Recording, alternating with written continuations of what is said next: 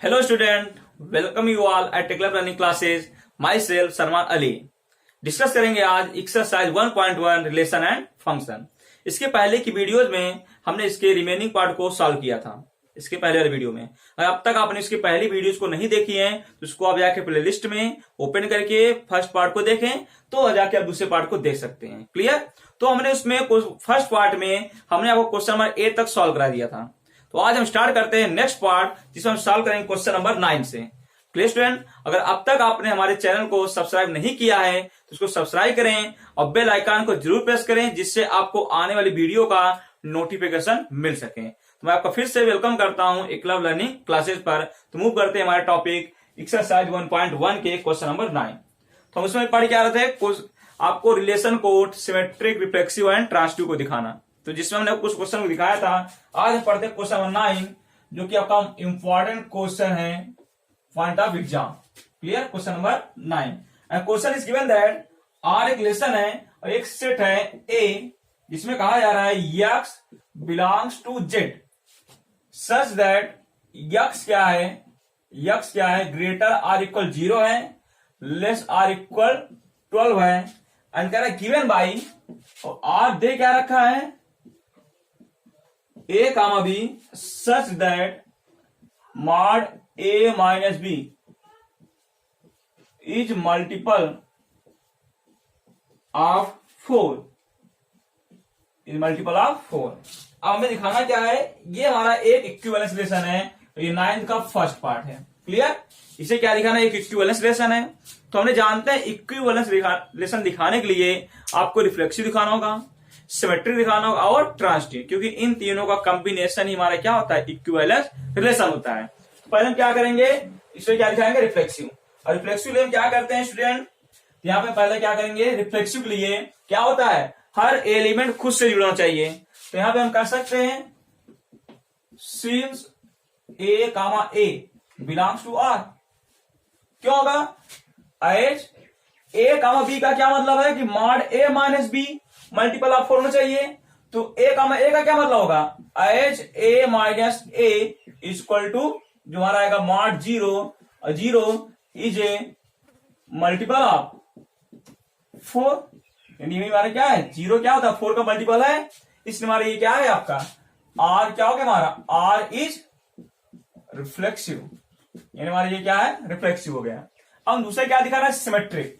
तो सिमेट्रिक में हम जानते हैं क्या होता है, A comma B belongs to R का मतलब क्या है हमारा, इसका मतलब ये है कि मॉड A माइनस B ये हमारा क्या है, इज मल्टीपल ऑफ 4। अब ये देखिए मॉड A माइनस बी अगर मल्टीपल ऑफ 4 है तो कंफर्म है हमारा इसका absolute value A minus B, ये भी क्या होगा, इज आल्सो मल्टीपल ऑफ 4। ये भी क्या होगा, मल्टीपल ऑफ 4 होगा। अब हम इसको A माइनस बी, अगर इसमें क्या, अगर A माइनस बी 4 का मल्टीपल है तो इसमें अगर हम माइनस का मल्टीप्लाई कर दें तो ये भी क्या होगा, इज आल्सो मल्टीपल ऑफ 4। ये भी क्या होगा, मल्टीपल ऑफ 4 होगा। यहाँ पे क्या है, मल्टीपल ऑफ 4। और ए माइनस बी को हम क्या लिख सकते हैं, बी माइनस ए, मैं यहां पे लिख दे रहा हूं मल्टीपल ऑफ 4। और बी माइनस ए देखिए यार, इसको हम ऐसा कर सकते हैं कि B minus A is multiple of 4। अब यहां देख सकते हैं student, A comma B belongs to R का क्या मतलब था कि A minus B is multiple of 4। तो मॉड बी माइनस ए का मतलब क्या हो जाएगा, इसका मतलब ये हो जाएगा हमारा B comma A belongs to R. तो हमारा आर क्या हो गया, so R is a symmetric. क्योंकि सिमेट्रिक लिए क्या होता है हमारा, सिमेट्रिक लिए होता है कि अगर ए comma B belongs to are है तो बी कामा ए भी क्या होना चाहिए, उसका उल्टा ये भी रिलेशन में होना चाहिए। क्लियर? हमारा रिफ्लेक्सिव हो गया, सिमेट्रिक हो गया। अब एक पार्ट और बचता है जिसमें क्या कहेंगे, ट्रांसिटिव। उसको देखते हैं। तो मैं इसको यूज कर रहा हूं क्योंकि हमने रिफ्लेक्सिव दिखा दिया है और क्या दिखाया आपको, सिमेट्रिक दिखाया है। अब यूज करते हैं हम ट्रांसिटिव दिखाने के लिए। तो ट्रांसिटिव जानते हैं क्या होनी चाहिए, हमारे पास 3 पेयर होने चाहिए। कैसा, वो भी A comma B belongs to R, B comma C belongs to R. तो ए कामा सी भी क्या होना चाहिए, आर में होना चाहिए। तो मैं यहां इसी का यूज कर रहा हूं, ये जो हमने लिखा है A comma B belongs to R का क्या मतलब है कि mod A minus B multiple of 4, जिसको मैंने क्या लिखा था, ए माइनस बी ये भी क्या होगा हमारा मल्टीपल ऑफ किसका होगा 4 का। ऐसे हम ले रहे हैं बी कामा सी, अगर बिलोंग्स टू आर होगा मतलब क्या होगा मॉड बी माइनस सी, क्योंकि ए कामा बी का क्या मतलब है कि mod A minus B multiple होगा किसका 4 का। ऐसे B comma C belongs to R का क्या मतलब होगा जो बी माइनस सी है का मॉड जो है ये भी क्या होगा मल्टीपल होगा किसका 4 का। अब अगर मॉड मल्टीपल है 4 का तो इसका एब्सोल्यूट वैल्यू बी माइनस सी ये भी क्या होगा मल्टीपल होगा 4 का। और आप देख सकते हैं अगर a माइनस बी ये मल्टीपल है 4 का और b माइनस सी मल्टीपल 4 है तो इनका जो एडिशन होगा वो भी क्या होगा हमारा मल्टीपल होगा किसका 4 का। तो हम कर सकते हैं a माइनस बी और प्लस b माइनस सी ये भी क्या होगा इज मल्टीपल ऑफ 4, क्योंकि अगर a माइनस बी मल्टीपल है 4 का और b माइनस सी मल्टीपल है 4 का तो उनका सम भी क्या होगा मल्टीपल होगा किसका 4 का। अब यहां से देखिए minus B plus B cut जाएगा, a minus C is multiple of 4 और a माइनस सी मल्टीपल है 4 का उसका मॉड भी क्या होगा mod a minus C is multiple of 4। और अगर आपका a mod a minus C भी मल्टीपल हो गया 4 का इसका मतलब क्या हो गया हमारा क्या मिल गया हमको सो मिला क्या a comma B belongs to R था, b comma C belongs to R था, तब को क्या मिल गया a comma C belongs to R, क्योंकि मॉड a माइनस सी का डिफिनेशन क्या हो जाएगा a कामा बी क्या था a माइनस बी और a माइनस सी क्या हो जाएगा a comma C belongs to R, so R is transitive यानी आर हमारा क्या है ट्रांसटिव हो गया। अगर हमारा आर ट्रांसटिव भी हो गया और रिफ्लेक्सिव हो गया सिमेट्रिक हो गया so you can say that R is an equivalence relation. हमारा क्या है इक्विवेलेंस रिलेशन है। क्लियर स्टूडेंट, तो इस प्रकार से आप क्वेश्चन को इक्विवेलेंस दिखा सकते हैं। क्लियर, अब मूव करते हैं इसके नेक्स्ट पार्ट पर जो कि हमारा क्वेश्चन है, देखते हैं। अब ये रहा फर्स्ट पार्ट मैंने इसको सॉल्व किया और जो दूसरा पार्ट है वो आपके लिए बहुत इजी है, a इक्वल टू बी दे रखा है जिसको आप बहुत इजीली सॉल्व कर सकते हैं। देखते हैं, इसको फिनिश कर रहे हैं फर्स्ट पार्ट को।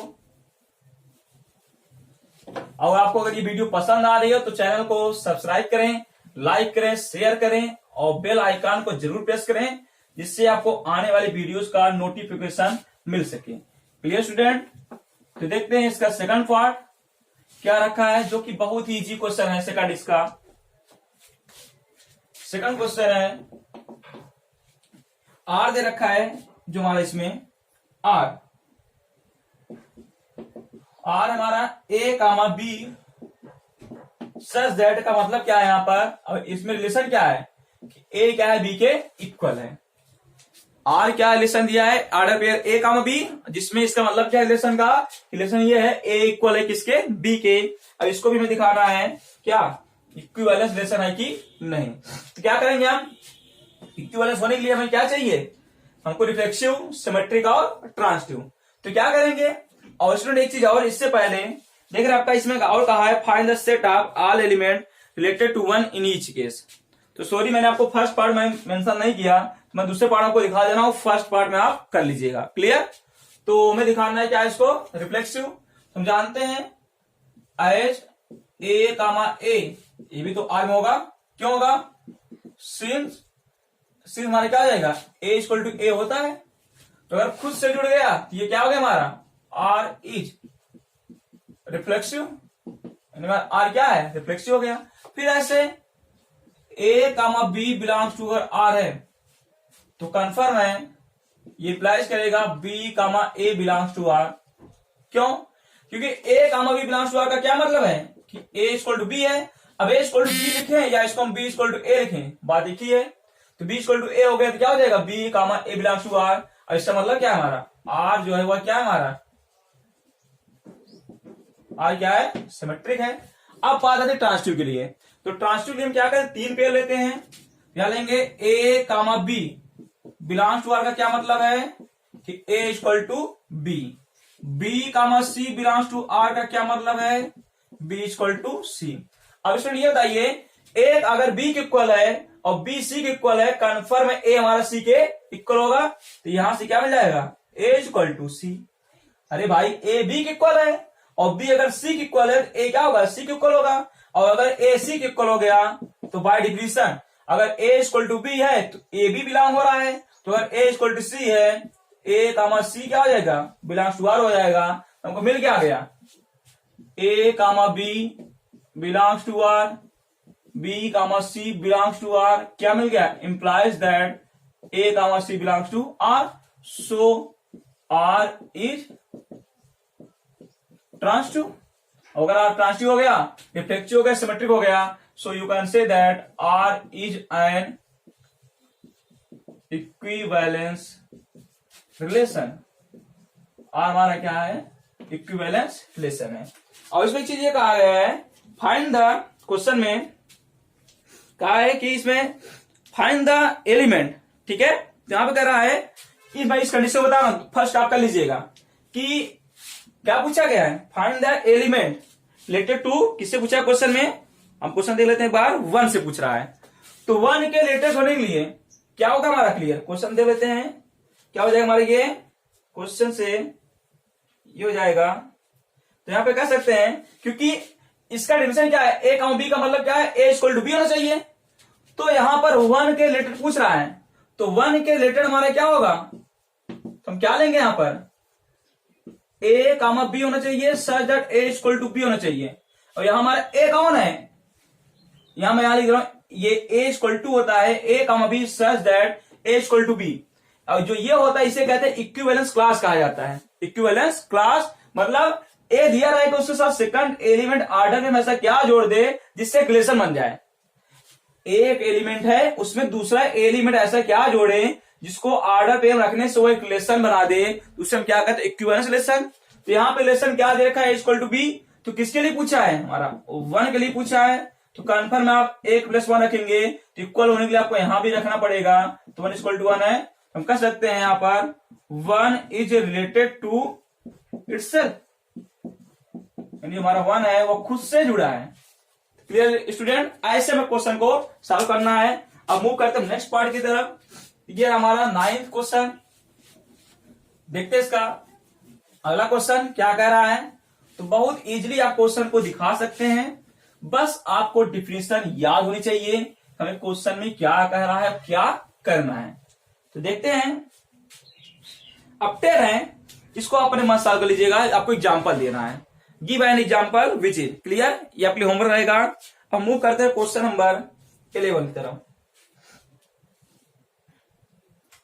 11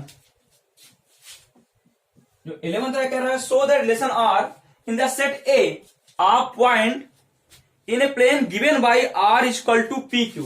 एक रिलेशन दे रखा है R is equal to P comma Q such that, क्या कह रहा है कि जो डिस्टेंस है, distance of P from origin is same as distance of Q, as distance of Q from origin. ये हमको रिलेशन दे रखा है, इसको दिखाना क्या, ये इक्विवेलेंस रिलेशन है। और कह रहा है further so that set of all point related to point P not equal to 0,0 is the circle passing through P with origin as centre.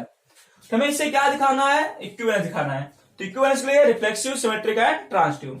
तो पहले हम क्या कहते हैं, रिफ्लेक्सिव। तो हम कह सकते हैं सिंस पी कामा पी ये भी बिलोंग करेगा आर में, और क्यों करेगा उसका हम लिख सकते हैं क्योंकि अगर डिस्टेंस P का ओरिजिन से जो है वही डिस्टेंस Q का ओरिजिन से है, तो P का P, तो दोनों पॉइंट सेम हो गए।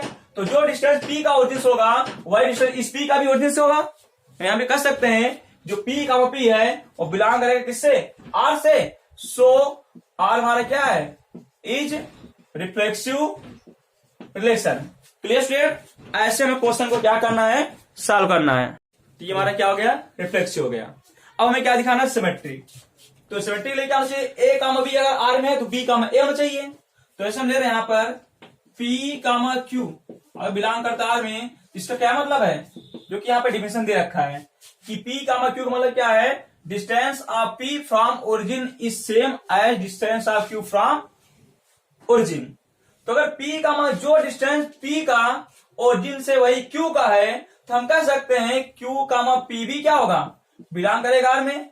क्योंकि अगर P का जो डिस्टेंस ओरिजिन से वही Q का है, तो वही चीज ऐसे भी कह सकते हैं कि जो डिस्टेंस Q का ओरिजिन से वही P का होगा। इसे हमारे Q का P भी क्या है, R बिलोंग करता है, तो ये हमारा R भी क्या हो गया, R इज सिमेट्रिक हो गया। ये हमारा क्या है, सिमेट्रिक हो गया। अब ऐसे ट्रांसटिव क्या होना चाहिए, A comma B, B comma C, A comma C। मैं यहां पर सेंटेंस को नहीं लिख रहा हूं क्योंकि ये सेंटेंस बहुत बड़े हैं।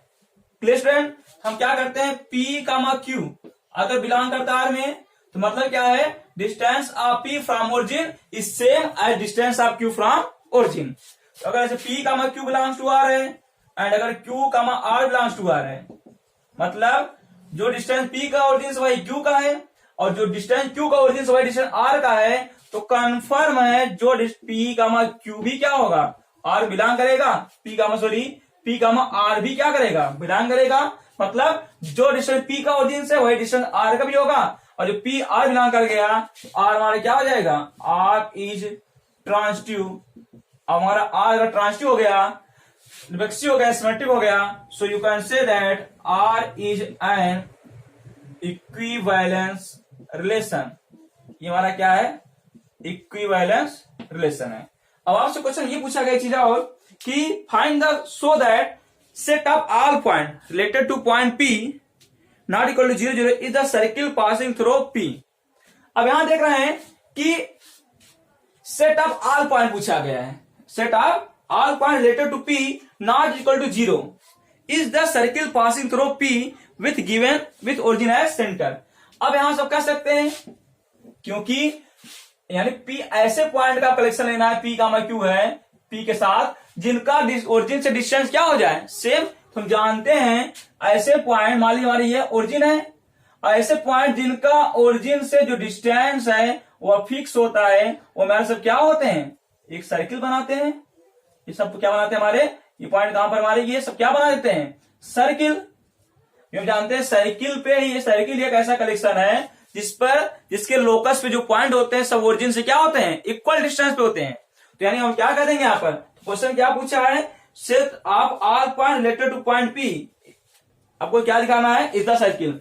सो यू कैन से दैट आपको, क्योंकि जितने पॉइंट हैं वो सब यहाँ पे क्या इक्वल डिस्टेंस पर हैं, so set of all point related to P is circle. वो क्या हो जाएगा हमारा, सर्किल। क्योंकि सर्किल पे जितने पॉइंट होंगे वो ओरिजिन से क्या होंगे, इक्वल डिस्टेंस पे होगा, क्योंकि वो आपका डिस्टेंस कहां दे रखा है, ओरिजिन दे रखा है। तो ये हमारा होगा क्वेश्चन नंबर 11। अब मूव करते हैं क्वेश्चन नंबर 12 पर, जो कि हमारे क्वेश्चन है ट्रायंगल का, उसको देखते हैं। 12th क्वेश्चन,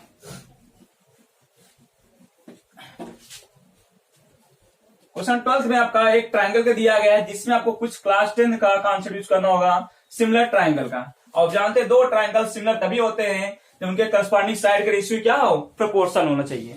तो क्वेश्चन कह रहा है, so the relation R defined in the set A of all triangle as R equal to.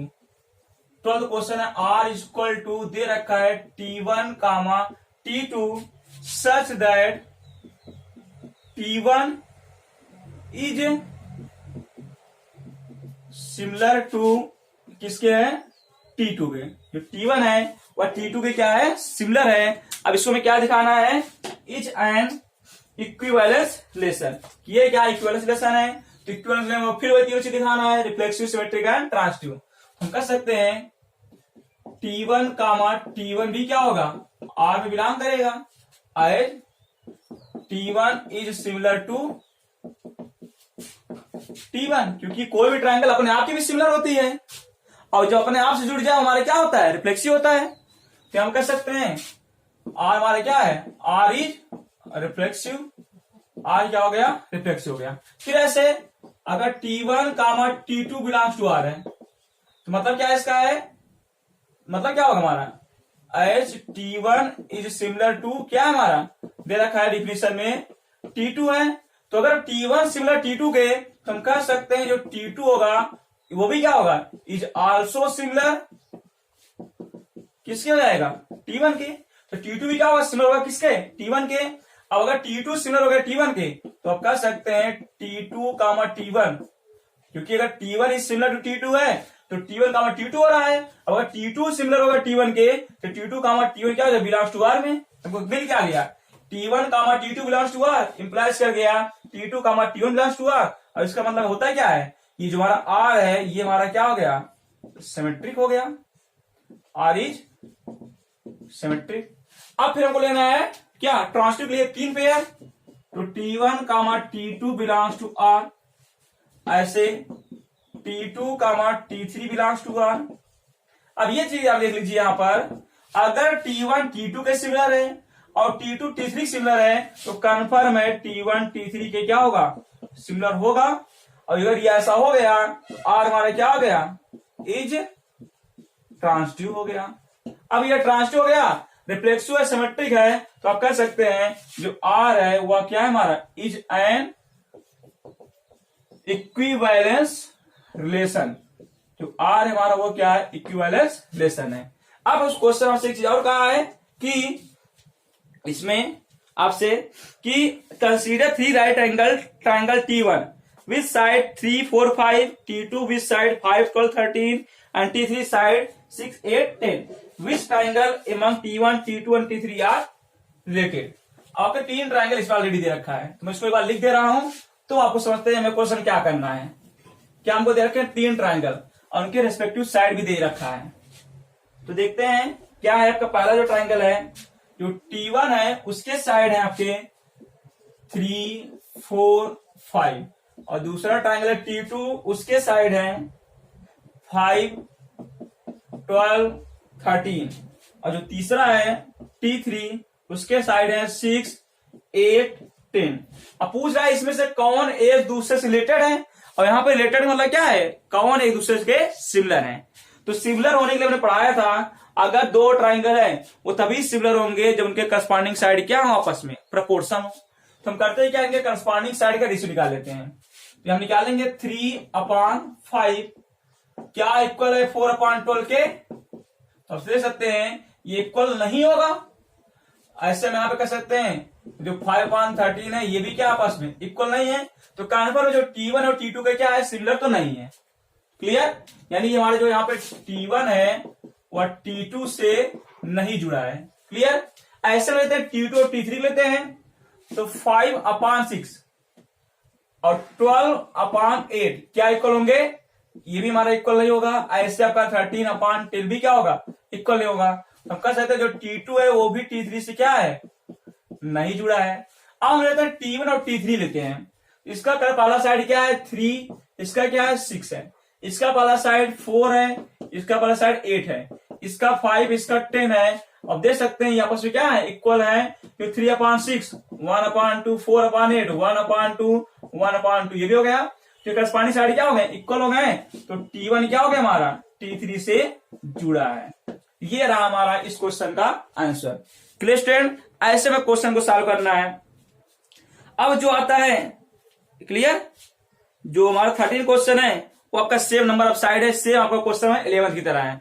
ये आपके लिए होमवर्क रहेगा जिसको आप बहुत इजीली सॉल्व कर सकते हैं, क्योंकि इस क्वेश्चन में ऐसा कुछ है ही नहीं जो आपको डिस्टर्ब करे। और आपको तब भी कोई डिस्टर्बेंस होता है तो हमें कमेंट सेक्शन पूछ सकते हैं, मैं आपके क्वेश्चन का रिप्लाई जरूर करूंगा। तो मूव करते हैं नेक्स्ट क्वेश्चन की तरफ, जो कह रहा है हमारा क्वेश्चन 14, जो कि एक आल्सो बहुत क्या इंपॉर्टेंट क्वेश्चन है 14। देखते हैं हमें क्या करना है 14 में। कह रहा है let L be the set of all lines in XY plane and R be the relation in L defined as. अब रिलेशन दे रखा है हमारा क्वेश्चन 14 है, ये दिया है R is equal to L1, L2 such that जो L1 है इज पैरेलल टू L2, ये रिलेशन दे रखा है। अब कह रहा है इसको दिखाना है इक्विवेलेंस रिलेशन। फिर वही चीज इक्विवेलेंस लिए रिफ्लेक्सिव, सिमेट्रिक एंड ट्रांसटिव। हम कह सकते हैं L1, L1 भी क्या होगा, R में होगा, क्योंकि एज L1 जो होता है वह पैरेलल है किसके, अपने आप के ही होगा, क्योंकि कोई भी लाइन अपने आप की क्या होती है, पैरेलल होती है। तो R हमारा क्या हो गया, R। सो R इज रिफ्लेक्सिव, आर क्या रिफ्लेक्सिव है। ऐसे L1 comma L2 belongs to are है, इसका क्या मतलब है कि L1 पैरेलल है L2 के। अब अगर L1 पैरेलल है L2 के तो कंफर्म है L2 भी तो पैरेलल होगा L1 के। जाहिर बात है, अगर ये हमारा L1 है और ये L2 है तो L1 L2 पैरेलल, L2 भी तो L1 पैरेलल है। इसमें अगर L2 पैरेलल टू L1 हो गया तो हम कह सकते हैं L2 कामा L1 भी क्या होगा R में आएगा। और जब ये हो गया तो हम कह सकते हैं R क्या है इज, ये हमारा क्या है सिमेट्रिक है। ऐसे ट्रांसटिव लिए L1 कामा L2 अगर R में है, L2 कामा L3 R में है, इसका क्या मतलब है L1 कामा L2 मतलब क्या है L1 parallel to L2 and L2 comma L3 क्या मतलब है L2 पैरेलल टू L3। अब देखिए L1 क्या L2 पैरेलल, जो L2 है वह एक लाइन और है L3 पैरेलल है, तो कन्फर्म है L1 भी तो L3 पैरेलल होगा। तो हम यहां से कह सकते हैं कि L1 पैरेलल टू L3, और जब L1 L3 पैरेलल हो गया तो सिंपल हम कह सकते हैं L1 कामा L3 भी क्या होगा R में पाया जाएगा। और जब ये भी R में आ गया हम कह सकते हैं सो R इज ट्रांसटिव, R क्या है ट्रांसटिव हो गया। अब जब रिफ्लेक्सिव हो गया, सिमेट्रिक हो गया, ट्रांसटिव हो गया, हम कह सकते हैं सो R इज एन इक्विवेलेंस, क्या है हमारा रिलेशन है। स्टूडेंट ये आपका इसको इक्विवेलेंस दिखाने का मेथड। अब हम देखते हैं इसमें एक पार्ट और कहा गया है, उसको कैसे सॉल्व करते हैं। और वो क्वेश्चन आपका है, देख लेते हैं। इसमें दे रखा है आपसे कि क्वेश्चन में देखते हैं एक बार। क्वेश्चन दे रहा है so that R is equal relation, find the set of R line parallel to line y equal to 2x plus 4। एक गिवन लाइन है, गिवन है y equal to 2x plus 4। अब इस लाइन का स्लोप कितना है इसको आप कंपेयर कर लीजिए किससे, y equal to mx plus c से। यहां m कितना है 2 है, इसकी लाइन कितना है slope of this line, slope of या given line m equal to कितना हो गया 2। तो हमें क्या फाइंड करना पैरेलल लाइन, तो जो स्लोप होगा किसका स्लोप ऑफ पैरेलल लाइन वो भी क्या होगा 2 ही होगा, क्योंकि जब पैरेलल होते हैं तो उनके क्या होते हैं आपके ये दोनों आपस में स्लोप इक्वल हो जाते हैं। ये भी क्या हो जाएगा 2। तो हमें पहला इक्वेशन निकालना है, so equation of parallel line क्या हो जाएगा हमारा y equal to mx plus c होता है, m प्लेस पे 2x प्लस c, ये हो गया हमारा इसका आंसर। क्लियर स्टूडेंट, ये रहा हमारा क्वेश्चन नंबर 14। अब इसमें बचते हैं क्वेश्चन 15 एंड क्वेश्चन नंबर 16, जो कि आपके लिए क्या रहेंगे होमवर्क रहेंगे। तो क्लियर स्टूडेंट, तो कैसे आपने देखा कि कैसे हम क्वेश्चन को क्या करते हैं, हम इक्विवेलेंस दिखाते हैं और कैसे उसमें और एडवांस क्वेश्चन को हम रिलेट करते हैं। क्लियर स्टूडेंट, तो अगर आपको वीडियो पसंद आ रही है तो इसको आप सब्सक्राइब करें, लाइक करें और शेयर करें, और हाँ बेल आइकन को जरूर प्रेस करें जिससे आपको आने वाली वीडियो का नोटिफिकेशन मिल सके। क्लियर स्टूडेंट, इसलिए आपको कोई भी डाउट होता है तो हमें कमेंट सेक्शन पूछ सकते हैं, मैं आपके कमेंट का रिप्लाई जरूर करूंगा। Okay, thank you student.